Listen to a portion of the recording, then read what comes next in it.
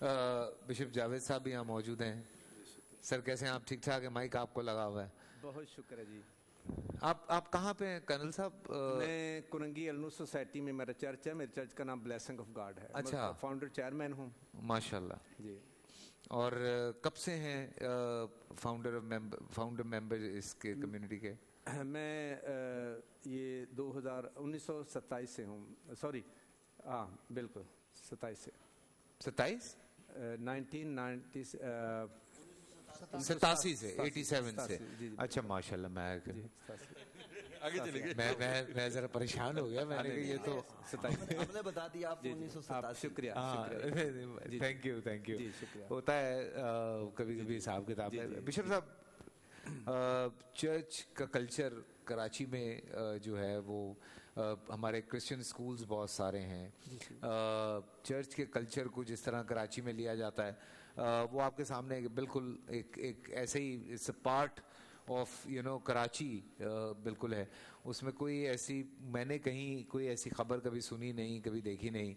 Even मेरे बड़े प्यारे प्यारे दोस्त हैं जो आपकी कम्युनिटी से हैं. तो आप इस हवाले से क्या कहना चाहते हैं कि आपको कराची में कभी कोई परेशानी इस तरह की हुई या किसी ने कोई इस तरह की चीज़ की? देखें जी, छोटी मोटी बातें तो होती रहती हैं, वो तो एक रूटीन मैटर है. बाकी इसके अलावा पाकिस्तानी होने पर हमें फ़ख्र है. लेकिन कई चीज़ें पाकिस्तान में रहते हुए फेस करनी पड़ती हैं और कई दफ़ा कई चीज़ों का हमें एहसास भी होता है. सबसे पहली बात ये बताना चाहता हूँ, जिस तरह आपने कहा था कि आप ईसाई कम्युनिटी की जो है वो रहनुमाई करेंगे, तो मैंने कहा कि नहीं, मसीही लिखें. अच्छा. तो इसलिए जो है ना, ये हमने अवेयरनेस दी है कि हमें कोई भी जो मुस्लिम भाई है वो ईसाई ना कहे, वो मसीही कहे. ठीक है. एक तो ये बात होगी. दूसरी बात ये कि मैं अपना एक्सपीरियंस बयान करना चाहता हूँ कि जब हम किसी मुल्क में भी जाते हैं तो हमारे पास हरा पासपोर्ट होता है. और जो हरा पासपोर्ट है वो ये नहीं बताता किसी को कि ये हिंदू है, मुस्लिम है, क्रिश्चियन है. तो जब हम जाते हैं ना, लाइन में लगते हैं, तो मेरे साथ अपने पर्सनली ये तजर्बा हुआ. वो कहते हैं जी लाइन से बाहर आ जाएं.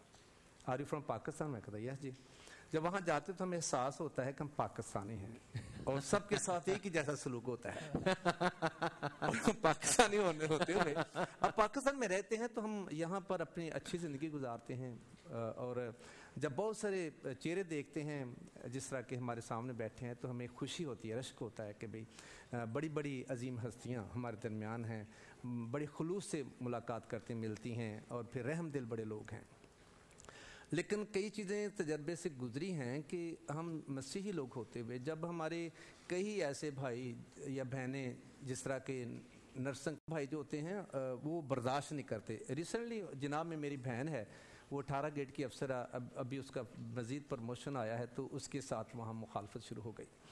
तो ये मेरा मैसेज इसलिए मैं पहुँचाना चाहता हूँ कि जब हम एक ही तरह का पासपोर्ट रखते हैं, हम सब पाकिस्तानी हैं, हमारी नुमाइंदगी ऐसी होती है, तो हमारे साथ ऐसा नावज़ सलूक क्यों किया जाता है? नहीं होना चाहिए. ऐसा नहीं होना चाहिए, बिल्कुल नहीं होना चाहिए. और दूसरी बात यह है कि जब हम लीड करने वाले हैं, जिस तरह आप मोतबर शख्सियात हैं, हम हैं, तो आज एक मुस्लिम नौजवान से मेरी बात हो रही थी तो वो कह रहा था कि जी आप मुझे थोड़ा सा बताएंगे कि हमारा और आपका क्या रिश्ता है. तो मैंने उसको कहा कि अगर आप शिजरे को देखें तो हम आपस में कज़न हैं, हमारी कोई दूरी नहीं है. तो मैंने कहा अगर ये रिश्ता हम पर अवेयरनेस इसके बारे में की जाए तो हम एक दूसरे के दर्द रखेंगे, एक दूसरे के साथ मिलेंगे. तो उसको जब मैंने बताया उसने कहा ये तो बहुत अच्छी बात है. तो बात यही है कि जब दूसरी बात, जब कोई शख्स अपनी अना के सबब से किसी के ऊपर तौहीन रसालत का मामला खड़ा कर देता है तो जितने भी मुखालफिन होते हैं वो ये नहीं पूछते कि भी इसका असल मसला क्या है, कुछ ज़ाती रंजिश तो नहीं है. तो वहाँ पर आकर जब लोगों के साथ ज़्यादतियाँ होती हैं तो हमारा दिल जो है ना बड़ा दुखता है उस वक्त. ऐसे मामला जब आते हैं तो फिर हमें ये महसूस होता है कि हम यतीम हैं. तो जब ये चीज़ें आती हैं तो हम अवेयरनेस के लिए ये दो मेजर बातें हैं. तो इसके लिए मैं चाहता हूँ कि मेरा मैसेज हर एक भाई मुस्लिम तक पहुँचे, हर एक मज़हब के तबके तक पहुँचे कि हम इन चीज़ों को अवेयरनेस दें. दूसरी बात है, ना सिर्फ ये ज़्यादती है किसी जगह होती, बल्कि हमारे मुल्क की बदनामी होती है, जिसमें मैं भी पाकिस्तानी, आप भी पाकिस्तानी, आप भी पाकिस्तानी. तो मैंने पहले बात शुरू की थी कि पासपोर्ट हमारा हरा है, ज़्यादती हमारे साथ जहाँ भी जाते हैं बाहर बैरून मुल्क होती है. अगर किसी यूरोप में जाएं या अमेरिका कनाडा में जाएं तो वो ये नहीं कहते कि क्रिश्चियन है. حقوق برابر ملتے ہیں. اگر کسی کو ملتے ہیں تو مسلم جاتے ہیں تو وہاں پر ان کو جب وہ ریفیوجی ہوتے ہیں تو آپ کو تو لائن سے باہر نکالتے ہیں, مجھے تو 8-8 گھنٹے کے لیے ڈیٹین کرتے ہیں.